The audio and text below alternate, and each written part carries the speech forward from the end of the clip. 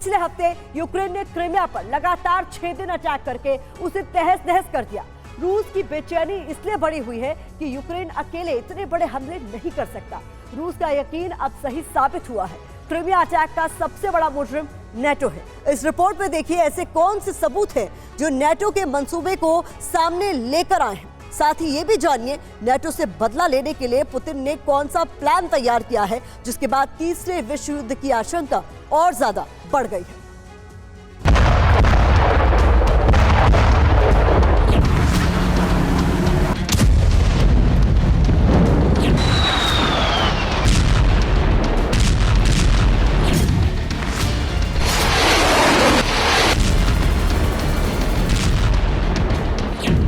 Crimea दमन का blueprint सामने आया, नेटो का षड्यंत्र।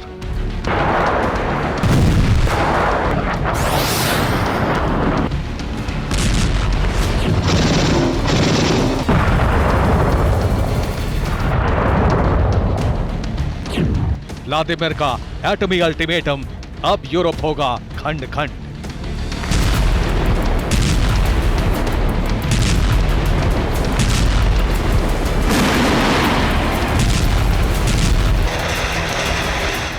रूस बार बार कहता रहा है कि नेटो न सिर्फ यूक्रेन की मदद कर रहा है बल्कि हमलों में भी शामिल है।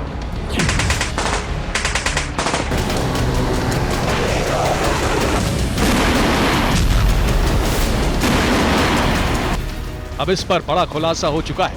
पहली बार ऐसे सबूत सामने आए हैं जो बताते हैं कि नेटो युद्ध में पूरी तरह शामिल हो चुका है।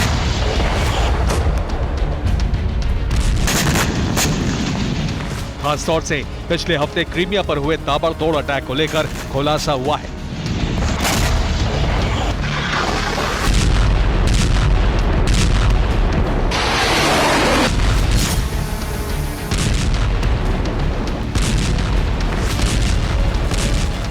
अमेरिका और नेटो देशों के टोही विमान क्रीमिया पर लगातार उड़ान भरते रहे।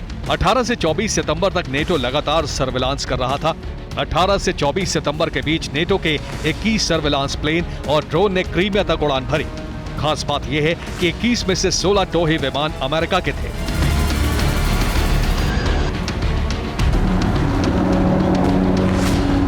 क्रीमिया पर टोही विमानों के जरिए जासूसी का डेटा फ्लाइट रडार 24 ने जारी किया है। फ्लाइट रडार 24 एक स्वीडिश एजेंसी है।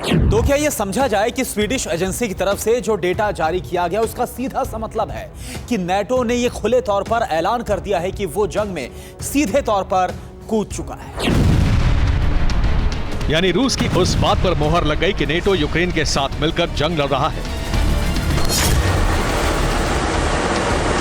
अब पुतिन क्या पलटवार करेंगे, लेकिन इससे पहले जान लीजिए कि नेटो के सर्विलांस प्लेन और ड्रोन ब्लैक सी और बाल्टिक में इस साल की शुरुआत से ही सक्रिय हैं। यह अलग बात है कि खुलासा क्रीमिया पर हमले के बाद हुआ है।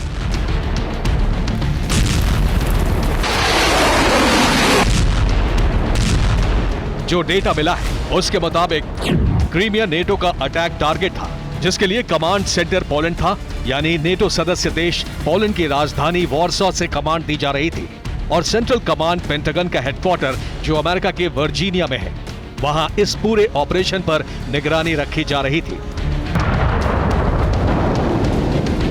6 दिनों के ताबड़तोड़ अटैक में क्रीमिया को जबरदस्त नुकसान पहुंचा है।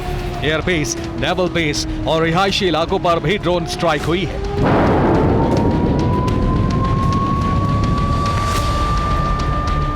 इसके अलावा रूस की ब्लैक सी फ्लीट का हेडक्वार्टर पूरी तरह से तहस नहस हो गया। यानी यूक्रेन के पास इसकी पूरी जानकारी थी कि कहां पर अटैक करना है।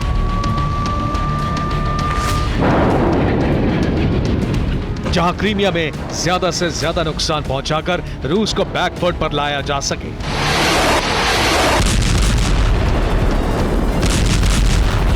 ये जानकारी एकदम से नहीं जुटाई जा सकती और यूक्रेन के पास ऐसे सर्विलांस प्लेन और ड्रोन नहीं हैं जिनके जरिए वो सटीक टारगेट की जानकारी जुटा सके।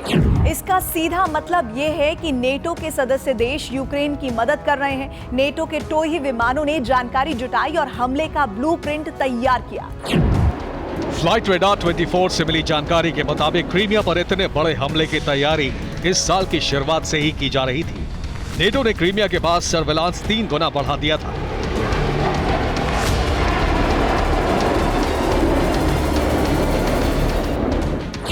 यानी जनवरी में जहां हर हफ्ते 7 जासूसी प्लेन क्रीमिया तक उड़ान भरते थे, वो सितंबर आते आते हर हफ्ते 21 उड़ान भरने लगे थे। यानी रोजाना 3 टोही विमान क्रीमिया और ब्लैक सी में रूसी नाकेबंदी की जानकारी जुटाते रहे। 22 सितंबर को क्रीमिया पर मिसाइल स्ट्राइक से एक दिन पहले अमेरिका के 6 सर्विलांस प्लेन क्रीमिया तक गए थे। फ्लाइट वेदार 24 ने एक सैटेलाइट इमेज भी जारी की है, जिसमें दिखाया गया है कि रोमानिया की सोलिना नेवल बेस के पास US navy Boeing P-8A Poseidon aircraft देखा गया।